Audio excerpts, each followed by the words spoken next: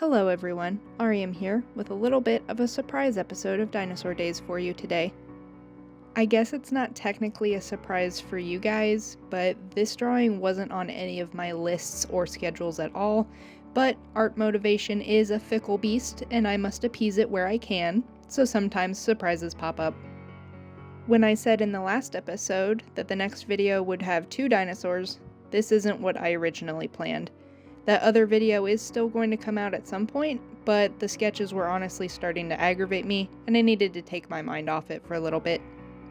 So I followed my heart, and it led me to today's topic, which, by the way, includes a little bit of blood and the mention of animal death, but it's not too severe, so I didn't include a warning screen. Today's artwork is not based on a single species, but rather my all-time favorite fossil find. Found originally in the Gobi Desert, this fossil is the preserved remains of 2 dinosaurs locked in lethal battle. Sometimes it's referred to as the eternal battle or the unending fight, but if you've never heard of this fossil before, I'm super pleased to introduce it to you today. Now, we've already talked about one of the 2 contenders here in this battle, the Velociraptor, everyone's favorite little murder chicken, but we have not touched on the other subject. The would-be prey animal here is a Protoceratops. And if you think Protoceratops, that sounds pretty similar to Triceratops, well, you would be right. Protoceratops is considered the genetic predecessor for the ceratopsian clade. You can even see it right there in the name. Triceratops. Tri, 3, cera, horn, tops, face.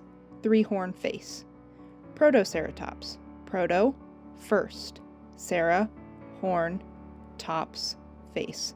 First horned face. In case anyone was wondering, that's also the naming scheme used for rhinoceros, the very much still alive mammal today. Rhino, nose, as in rhinoplasty, and ceros, from the same base stem as cera.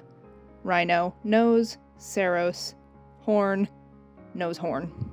Not that the rhinoceros is in any way related to the ceratopsian clade of dinosaurs.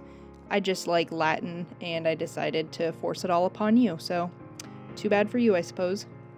Anyway, the Protoceratops was much smaller than the other more famous later ceratopsians like Triceratops or Styracosaurus. It was about the size of a sheep when fully grown, and so would have been a common prey animal for small pack hunters like velociraptors.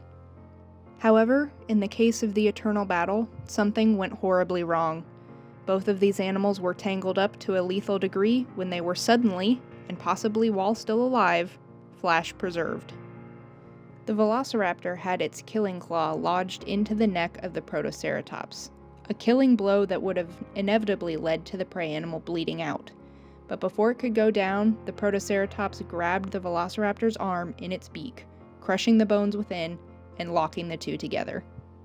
Now, it's possible that the Protoceratops bled out and fell over and crushed the Velociraptor underneath of it, and then the bodies were covered by an oncoming sandstorm.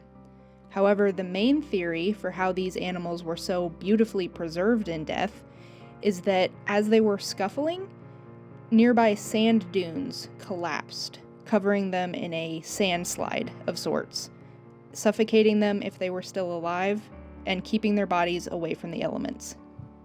This fossil is one of my favorites because it really showcases the beautiful brutality of nature.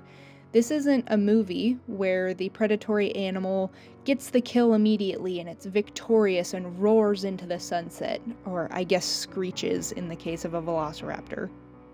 This Protoceratops really shows why you should never, under any circumstances, mess with prey animals or underestimate prey animals. Just because they don't have sharp teeth doesn't mean they're not as dangerous. This Protoceratops decided, if I'm going down, you're coming down with me. That'll be it for today's episode.